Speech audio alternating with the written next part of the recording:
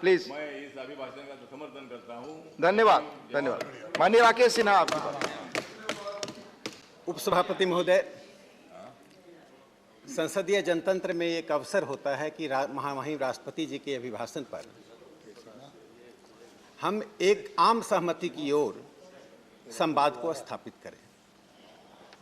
राष्ट्रपति जी के अभिभाषण में जो देश की तस्वीर दी गई है, वह तस्वीर यदि यथार्थ पर नहीं है तो आप उस पर सवाल खड़ा कर सकते हैं, लेकिन यथार्थ को भी झुठलाने का काम जब करते हैं तो मुझे लगता है कि विपक्ष मिस इन्फॉर्मेशन से उसका अपग्रेडेशन हो गया है डिस इन्फॉर्मेशन पर।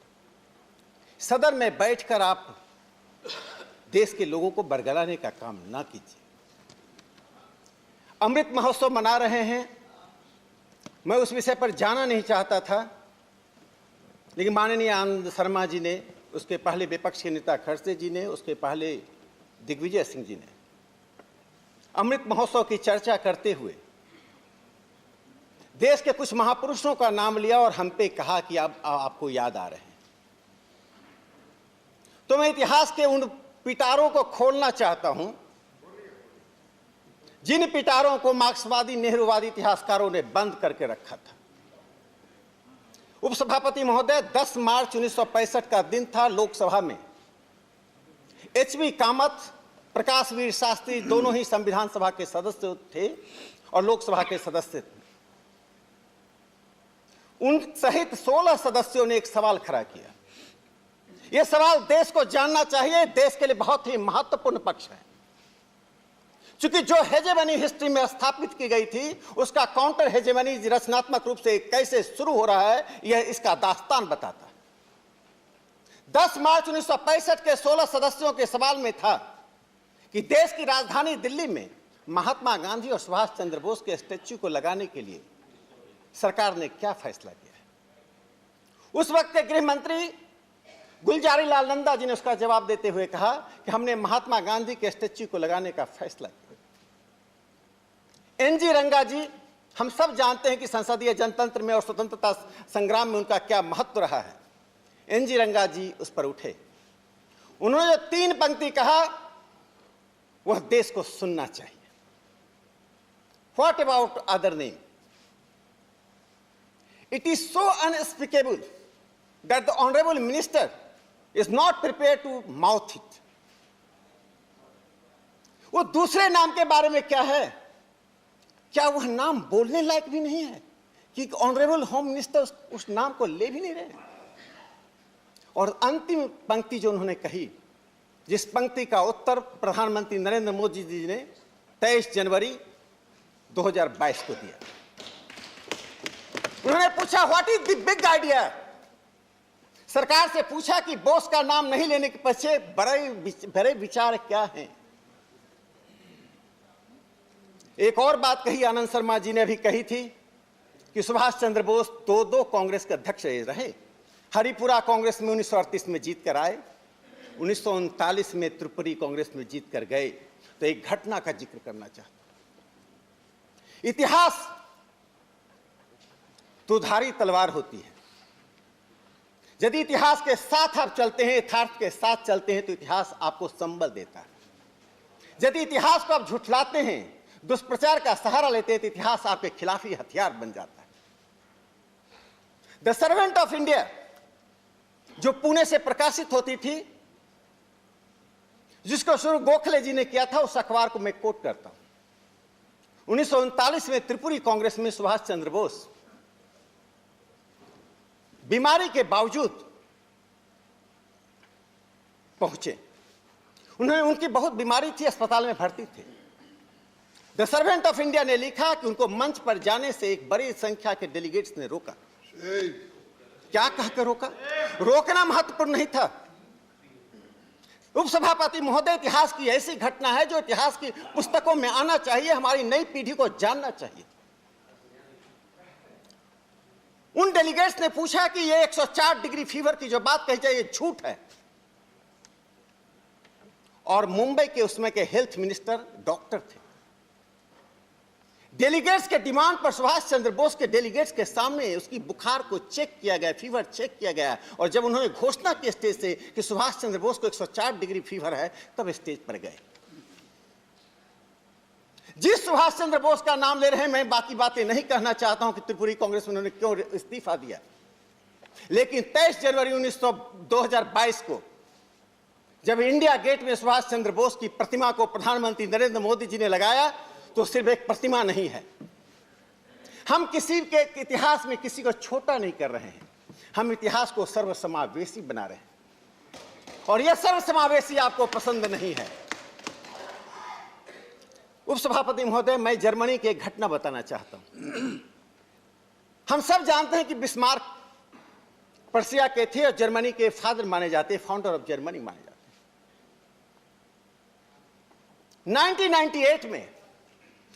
1898 में बिस्मार्क की मृत्यु होती है, जुलाई 1898 में। बिस्मार्क को स्टेट फ्यूनरल नहीं दिया गया। उनके टॉम पर जो पंक्ति लिखी गई, Bismarck a loyal German servant of Kjær Wilhelm I, not 2। जब देश का समाज विखंडित होता है, फ्रैक्चर्ड होता है, तो हमारे महापुरुष भी बट जाते हैं। यही कारण है कि जिस सरदार पटेल की मूर्ति को, स्टैच्यू को जब गुजरात में लगाया गया, तब आपको लगा कि आप हमारे महापुरुषों को छीन रहे हैं। मैं किसी के महापुरुष को नहीं छीन रहा। हम भारतीय जनता पार्टी और आप कांग्रेस हो सकते हैं, देश हम दोनों का है, महापुरुष हम सबके हैं। हम जाति, धर्म, भाषा और दल के आधार पर महापुरुषों को नहीं बांटते। तो ये बिस्मार्क की जो प्रवृत्ति भारत के इतिहास में आई है, जो विल्हेम सेकेंड ने बिस्मार्क के साथ किया, वो आपने सिर्फ बिस्मार्क के साथ नहीं, वो तो आपने अपने ही बीच के उन लोगों के साथ किया, चाहे बोस हो या सरदार पटेल हो। उपसभापति महोदय, मैं उस घटना की याद दूसरी बार सदन में दिला रहा हूं। पहली बार मैं बोला था, लेकिन बोलना नहीं चाहता था, लेकिन आज इस सदन को मैं बताना चाहता हूं। श्याम जी कृष्ण वर्मा एक महान क्रांतिकारी थे। श्याम जी कृष्ण वर्मा एक महान क्रांतिकारी थे। 1930 में उनकी मृत्यु हुई। लंदन से पेरिस, पेरिस से जेनेवा गए, चूंकि साम्राज्यवाद विरोधी आंदोलन के कारण साम्राज्यवादियों उनका पीछा करते रहे। जब वे जेनेवा में उनका निधन हुआ, तो अपने निधन से पहले उन्होंने एक विल लिखा था, अपनी इच्छा पत्र लिखी थी कि मेरी मृत्यु के बाद और भारत के स्वतंत्र होने के बाद मेरे अस्थि भस्म को भारत ले जाया जाए। 1930 में देहावसान हुआ, 1947 में देश आजाद हुआ। उनके अस्थि भस्म को लाने की काम किसने किया? वर्तमान प्रधानमंत्री या तब के गुजरात के मुख्यमंत्री नरेंद्र मोदी जी ने 2003 में जेनेवा से उनके अस्थि भस्म को लाने का काम किया। इसलिए मैं सदन को बता देना चाहता हूं कि अमृत महोत्सव मनाना हमारा कर्मकांड नहीं है। हम इतिहास को जीवित कर रहे हैं, इतिहास को पुनर्जीवित कर रहे हैं, इतिहास को सर्वसमावेशी बना रहे हैं। आपने जो इतिहास लिखी, उसके बारे में गीतांजलि में जो रविंद्रनाथ टैगोर जी ने जो लिखा था, उन 4 पंक्तियों को मैं पढ़ना चाहता हूं और आप समझ जाएं कि वो पंक्तियां किन के लिए है और क्यों है। अपने झूठे महत्व की रक्षा करते हुए मैं केवल अपनी लघुता दिखाता हूं। अपनी ही परिक्रमा करते करते मैं प्रतिक्षण जर्जर होता जाता हूं। इस इतिहास के कारण कौन जर्जर हो रहा है, कौन अपनी परिक्रमा करता रहा इतिहास में? आज हम इतिहास को बदल रहे हैं और नरेंद्र मोदी जी अमृत महोत्सव मनाकर उस आधिपत्यवादी इतिहास में एक महत्वपूर्ण सुधार की ओर कदम बढ़ा चुके हैं। उपसभापति महोदय, विपक्ष एक बड़ी बातें करने के लिए आगे आया। हम पर लोकतंत्र पर प्रहार करने का बार बार आरोप लगता रहा। इस लोकतंत्र पर प्रहार करने की बात जो करते हैं, वे सत्ता में दशकों तक रहे। उनके एक एक नमूना सभी दशकों का मैं देना चाहता हूं। पहले तो मैं 1970 के दशक का नमूना देता हूं। जब क्विट इंडिया मूवमेंट चल रहा था तो लॉर्ड लिलिंगथो थे इस देश में। तब सिर्फ 60,838 भारतीयों को गिरफ्तार किया गया था। और जब आपातकाल लागू हुआ तो मीसा के अंतर्गत, सिर्फ मीसा के अंतर्गत 36,039 लोगों को, 36,039 लोगों को गिरफ्तार किया गया। मीसा के अंतर्गत पूरे देश से 2 लाख लोग गिरफ्तार हुए। उस समय भवानी प्रसाद मिश्र जी एक बहुत बड़े कवि हैं जिनकी प्रतिष्ठा है, किसी विचार और दल से जुड़े हुए नहीं हैं। उनका विचार और दल लोकतंत्र था। उन्होंने एक कविता लिखी थी, कविता सुन लीजिए, कविता का अर्थ आप समझ जाएंगे। बहुत नहीं सिर्फ 4 कौवे थे काले, बहुत नहीं सिर्फ 4 कौवे थे काले, उन्होंने तय किया सारे उड़ान उड़ने वाले, उनके ढंग से उड़े, रुके खाएं और गाएं, वे जिसको त्योहार कहें उसे मनाएं। कभी कभी जादू हो जाता है दुनिया में, दुनिया भर के गुण देखते हैं अगुनिया में। ये अगुनिये 4 सरताज हो गए, इनके नौकर चील गीदर बाज हो गए। एक भारत के साहित्यकार ने आपातकाल की परिस्थितियों का जिक्र करते हुए जो कहा, वो चील गीदर बाज किसे कहा, वे 4 कौवे काले कौवे किसे कहा, इतिहास में अपना आत्मालोचन कीजिए। आपातकाल से पहले 70 से के बाद 80 के दशक में राजीव गांधी जी प्रधानमंत्री हुए। उनके प्रति मेरा आदर का भाव है, लेकिन 1988 में एंटी डिफेमेशन बिल लाने के पीछे उद्देश्य क्या था? पूरा देश, उपसभापति महोदय, आप समाजवादी विचारधारा से आते हैं, आप एक समाज के एक बड़े स्तंभ के रूप में आपने अपने जीवन में काम किया।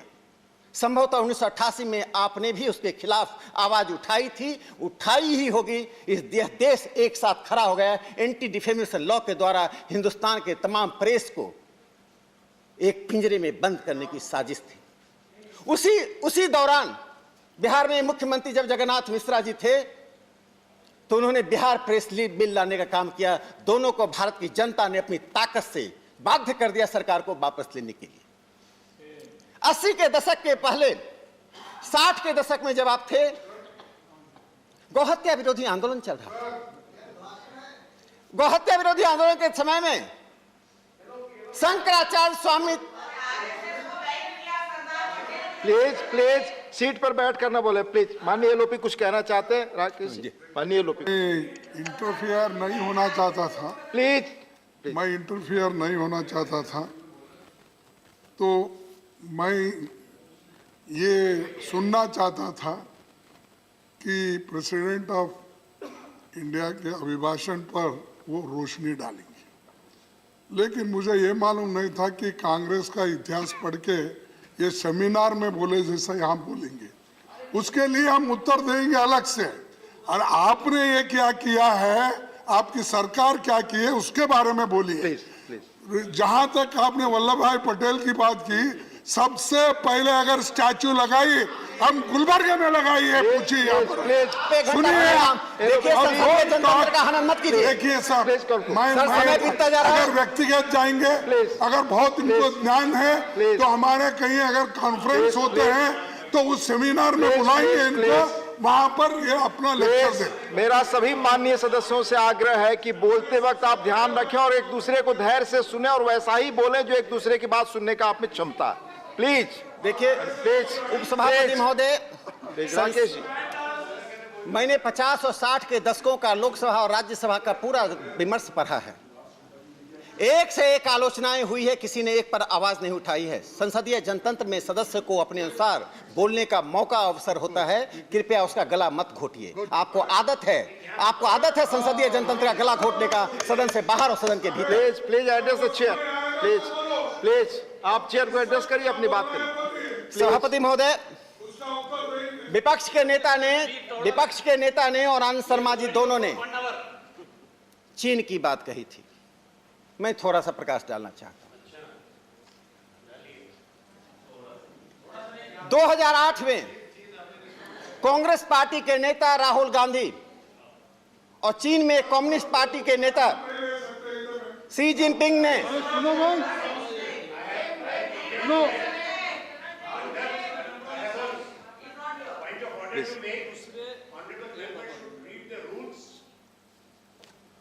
is a member of Lok Sabha, he cannot, you cannot talk about a member of another house who is not present here to give you the answer. But Thank you. you are spreading disinformation. Thank you, Mani here, Anand ji. and We'll I can examine give you a it. befitting Thank you. reply. Please. Thank you. Thank you. Please continue. We'll examine सभापति it. महोदय, मैं किसी का नाम किसी की इतिहास के तथ्य को रखने के लिए इतिहास के Please. आनंद शर्मा जी इतिहास के तथ्य को रखने के लिए नाम लेना गैर वाजिब नहीं है किसी के। ये किसका तथ्य है? मैं आपको उत्तर देता हूं। प्लीज आपको उस नाम से मैं उनका नाम नहीं लेकर मैं कहता हूं कांग्रेस पार्टी और कम्युनिस्ट पार्टी ऑफ चाइना के बीच एक समझौता हुआ था। कम्युनिस्ट पार्टी ऑफ चाइना और कांग्रेस पार्टी के बीच में please Produce here please the complete list of all the delegations. Please आप मत इस बात को शुरू करिए आपके Please. आपकी सरकार के। सर आप बोल चुके हैं, मुझे बोलने दीजिए। Please please let him speak. मेरा 3 मिनट समय ले लिया। कृपया आपस में इस तरह संवाद कर। No, I am not allowing mister answer, but no, Anand ji no. Mister Rakesh Sinha please conclude. Sir आप ही की बात रिकॉर्ड पे जा रही है, आप बोले। सर 3 मिनट समय ले लिया। आपकी बात रिकॉर्ड पे जा रही है, आप बोले। आप बोले। उप सभापति महोदय, अगर आप लोग आपस में बात देश करेंगे, के सामने से आप Please. उस तथ्य को झुटलाना मैं चाहते हैं, आप बताना सबसे चाहते निवेदन हैं, कर रहा हूं, वो तथ्य Please. न छिपेगा न Please. छिपाया जा सकता है। 2008 में कांग्रेस पार्टी और चाइनीज कम्युनिस्ट पार्टी के बीच एक समझौता हुआ। आप आदान प्रदान के लिए यदि चीन शत्रुता कर रहा है तो आपने उस समझौता को कब तोड़ा, पूरे देश को बताइए। पूरे देश को बताइए। 2008 में समझौता हुआ था, रिटर्न एग्रीमेंट हुआ था बीजिंग में बैठकर। आप आपस में संवाद मत करिए, आप उप एड्रेस। सभापति महोदय, मैंने आज तक कांग्रेस पार्टी के मैनिफेस्टो में यह शब्द नहीं देखा कि 1962 में 48,000 वर्ग किलोमीटर जमीन चीन ने जो ली थी, जिसका मैं कहता हूं देश न हारी, फौज न हारी, हारी थी सरकार हमारी 1962 में। वो 48,000 वर्ग किलोमीटर के बारे में आपने मैनिफेस्टो में कब चर्चा की, आप देश को बताइए। I mean, it has been clearly mentioned, we have been listening to the speeches of honorable members quite patiently, and repeatedly there are interruptions from certain members. Sir, you will have to exert your power, sir. I mean, this cannot go in this way. We are here There are for some- a serious debate, sir. माननीय विनय सहस्त्रबुद्धे 235 जी, to say please. that while the council is in sitting, a member shall not interrupt any member while speaking by disorderly expression of noises thank or you, any thank other you Vinay disorderly ji. manner. Please, मेरा सभी माननीय सदस्यों से शुरू के दिन से यह आग्रह है, इधर उधर और बीच के सभी लोगों से आग्रह है कि कृपया इस रूल का, राज्यसभा के अदर रूल्स का पालन करें। प्लीज, माननीय राकेश जी, आपका टाइम खत्म होने वाला है, आप प्लीज कंक्लूड। हाँ, आप बोले प्लीज। विदेश नीति के संदर्भ में मैं एक बात और कहना चाहता हूं। हम सभी दल इस देश के लिए हैं, कोई भी दल इस देश का शत्रु नहीं है, लेकिन हम सभी दलों को यह सोचना चाहिए कि एक शब्द बोलने में, एक शब्द उद्धृत करने में इस देश की संप्रभुता पर क्या असर होता है। 8 मई 2021 को, ये तो 2008 की मैं बात बताई तो विपक्ष में तिलमिलाहट हो गई। 8 मई 2020 को लैंसेट एक पत्रिका है, 175 साल पुरानी पत्रिका है, मेडिकल की एक प्रतिष्ठित पत्रिका है, लेकिन 2002 से उसमें परिवर्तन हुआ। लैंसेट के एक एडिटोरियल को कांग्रेस ने ट्वीट किया। उस लैंसेट में भारत में कोविड को लेकर जो प्रयास चल रहा था उस पर तीखी आलोचना की गई थी, सरकार को टारगेट किया गया था। आपको अधिकार था, लैंसेट को उद्धृत करना कोई बुरी बात नहीं है, लेकिन आपको उसका इतिहास कुरेदना चाहिए। पार्टी सेक्रेटेरिएट को देखना चाहिए कि लैंसेट क्या है। सिर्फ मेडिकल की पत्रिका है। 2010 में चीन ने $100 मिलियन का इन्वेस्टमेंट लैंसेट पत्रिका में किया। उसकी साउथ एशिया के एडिटर हेलेना वांग बनी, जो चीन की हैं। वे हेलेना वांग एडिटोरियल लिखती हैं। चीन की नागरिक, चीन का पैसा लैंसेट को राजनीतिक रूप दे रहा है। ये लैंसेट वही पत्रिका है, उपसभापति महोदय, जो चीन के उस उपक्रम को जो बेल्ट एंड रोड इनिशिएटिव है, जो 65 देशों में चीन प्रवेश करके उसके 70% ऊर्जा पर कब्जा करना चाहता है, उस लैंडसेट को आप उद्धृत करते हैं। अरे मोदी जी की आलोचना करनी है तो बहुत से अवसर हैं, बहुत सी बातें हैं, इसके लिए लैंडसेट के पास जाने के लिए क्या जरूरत है? तो जो आप हमारी सरकार को कहना चाहते हैं चीन के ऊपर, आप चीन को प्रत्यक्ष और अप्रत्यक्ष रूप से चीन के गोद में जाकर बैठ जाते हैं और चीन के प्रोपेगेंडा मैकेनिज्म बन जाते हैं। ऐसा मत कीजिए। सभापति महोदय, भाई रघुवीर का नाम आपने सुना होगा। 1959-60 में उन्होंने कांग्रेस से इस्तीफा इसलिए दिया था कि नेहरू जी की चीन की नीति से असहमत थे। भारतीय जनसंघ ने उनको अध्यक्ष बनाया। चीन क्या दुनिया का कोई भी देश 1 इंच भूमि भारत का कब्जा नहीं कर सकता है। जहां नरेंद्र मोदी जी की सरकार है, नरेंद्र मोदी जी का महत्व सिर्फ इस देश के लिए नहीं है। पहली बार हमारी विदेश नीति में मोदी जी 2014 में जापान सीट गए। पर बैठ करना बोले, प्लीज सीट पर बैठ करना जापान में बोले। 1 सितंबर 2014 को उन्होंने भाषण देते हुए कहा कि days of expansionism has ended. विस्तारवाद का युग समाप्त हो चुका है। 3 जुलाई 2020 को वे भारत चीन सीमा पर जाकर उन्होंने ललकारा कि विस्तारवाद का युग नहीं, विकास का युग है। आज नरेंद्र मोदी जी की इस नीति के कारण, इस हस्तक्षेप के कारण दुनिया के चाहे बाइडेन हो, मैक्रोन हो, जॉनसन हो, मॉरिसन हो, आज कोई भी नेता नरेंद्र मोदी जी की चाहे क्लाइमेट हो या चीन हो, उनके महत्व को समझता है। भारत के इस बढ़ते हुए महत्व से आपको प्रसन्नता होनी चाहिए, लेकिन ये मोदी विरोध आपको इतना अंधा कर चुका है कि आप सत्य से भी बाहर जा रहे हैं। सभापति महोदय, कांग्रेस जब अपनी बात रखती है तो शहीदों की सीमाएं 3-4 लोगों तक रुक जाती है। अरे भगवान बिरसा मुंडा को याद कर लेते। जिस बिरसा मुंडा के नाम पर जनजातीय गौरव दिवस की उन्होंने घोषणा की, वो बिरसा मुंडा ना आज के समकालीन भारत के किसी राजनीति, किसी विचारधारा के नहीं, वो भारत की विचारधारा के हिस्से रहे थे। उनको इतने सालों तक आपने कहां रखा था? आपके समर्थन से जो सरकार चल रही है झारखंड में, उप सभापति महोदय आप उसी झारखंड से आते हैं। हॉफमैन की स्टैच्यू को लगा कर रखा है। आपकी हिम्मत है तो अपनी सरकार को कहिए हॉफमैन के स्टैच्यू को हटाए। जो हॉफमैन बिरसा मुंडा को मारना चाहता है, बिरसा मुंडा जी ने उस पर तीर चलाया, वो बच गया। उस बिरसा मुंडा के जान के पीछे पड़े हुए एक अंग्रेज की स्टैच्यू को आप झारखंड में लगाकर आप बिरसा मुंडा के बारे में बोलने का नैतिक अधिकार नहीं रखते। शहादत की सीमाओं को आप 3-4 लोगों तक मत मांगिए। गुरु तेग बहादुर जी का प्रकाश पर्व है। गुरु तेग बहादुर की शहादत क्यों हुई? आपकी हिम्मत है तो प्रकाश डालिए इस पर। शहादत का कारण कौन थे? शहादत का कारण क्या था? शहादत उन्होंने क्यों दी? आपकी हिम्मत नहीं है इस पर प्रकाश डालने की, जिससे आपकी शब्द धर्मनिरपेक्षता इससे कलई खुल जाती है। जब वीर बाल दिवस की घोषणा हुई, क्या शहादत इतिहास में उन 3 लोगों तक महिमा मंडित करने के लिए रखे? जब वीर बाल दिवस की घोषणा हुई तो शाहजादा फतेह सिंह जी, शाहजादा जोरावर सिंह जी, इनके नामों का यदि देश महिमा मंडन करता है, इनके नामों को इतिहास की किताब से अपने बाहर रखकर किसकी सेवा की थी, किस प्रकार का इतिहास पढ़ाना चाहते थे? इसलिए जो अमृत महोत्सव मनाया जा रहा है वो अमृत महोत्सव कोई सामान्य नहीं है। इस अमृत महोत्सव में हम कश्मीर से लेकर कन्याकुमारी तक, चाहे उदा देवी एक दलित स्वतंत्रता सेनानी हो या जोरावर सिंह जी हो, सबके महत्व को हम स्वीकार कर रहे हैं। मैं अंतिम बात कहकर अपनी बात समाप्त करूंगा। माननीय राकेश जी कंक्लूड करिए। बस कंक्लूड कर रहा हूं। कंक्लूड करिए। उप सभापति महोदय, प्लीज उप कंक्लूड। सभापति महोदय,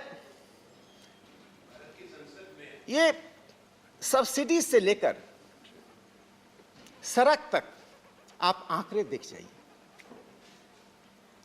कितनी हाईवेज आप छोड़कर गए थे 2014 से पहले, कितना हाईवे बन गया, कितना किसानों के पास डिजिटल ट्रांसफर से आप देते थे, कितना हम दे रहे हैं।